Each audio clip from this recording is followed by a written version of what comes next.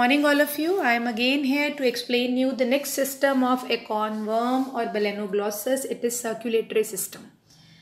Now before I start the detailed idea, you should know Balanoglossus has open type of circulation.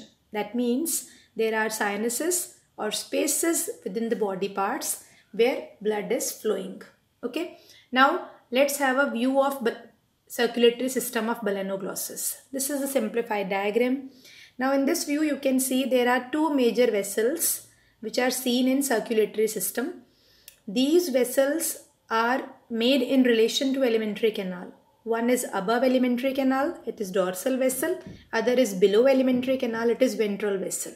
Dorsal vessel is shown with pink color and ventral with red color. And alimentary canal is shown in the center with mouth, buccal cavity, pharynx and esophagus and then intestine. Just you see pharynx, I have made U-shaped gill slits. This is respiratory portion of pharynx. You know pharynx has two chambers, respiratory chamber and food chamber. So here it is shown respiratory chamber with gill slits and gill septa. Now if I say dorsal vessel, as it is shown in the picture, it is going just above the alimentary canal. And it is a collecting vessel which collects blood from skin, from intestine and even from gill slits. Blood flow forward in it, and you can see over here that this blood then it is poured into a sac called venous sinus. Just you see, dorsal vessel is enlarged to form a structure called venous sinus, and this venous sinus then leads to central sinus or heart. Just above central sinus it is present cardiac sac. I have made that structure with green color.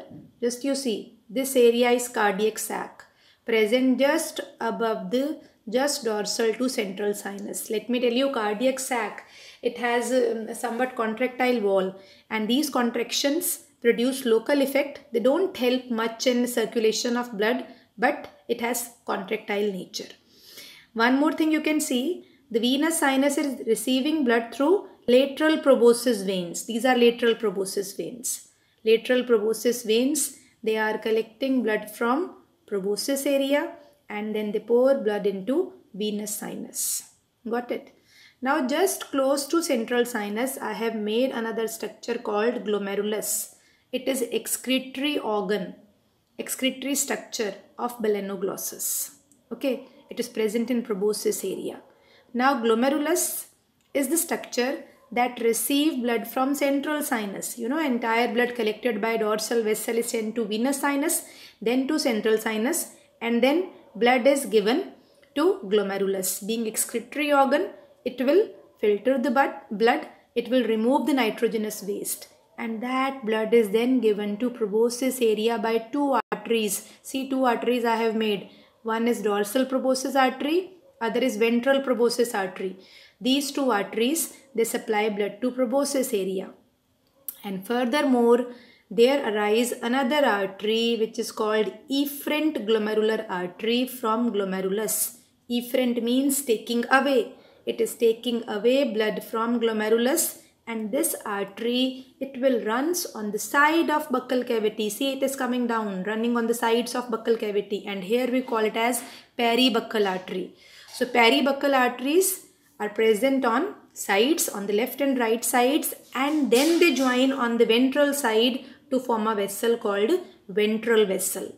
This ventral vessel becomes distributing vessel of Balanoglossus. Okay, it's a distributing vessel. You can see it distribute branches to intestine.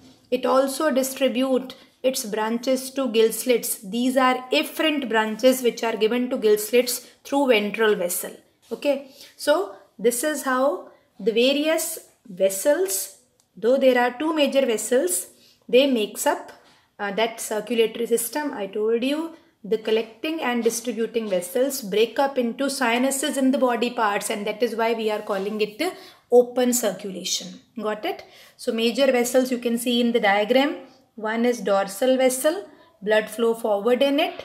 Then there is a lateral proboscis vein, then dorsal and ventral proboscis arteries, then efferent glomerular artery, peribuccal artery and ventral vessel. So these all structures together makes up circulatory system. This is another view of circulatory system of Balanoglossus, which again shows dorsal and ventral vessel. See, blood is flowing forward in dorsal vessel. It's a collecting vessel, and blood is flowing backward in ventral vessel. It's a distributing vessel. Okay. Now one more thing. Balanoglossus has blood also, but unlike ours blood, its blood is colorless. It is colorless due to lack of respiratory pigment, and blood contains plasma, the fluid part, along with WBC like corpuscles inside it. So the various vessels, a system of sinuses in the body parts, and blood together makes up circulatory system of Balanoglossus.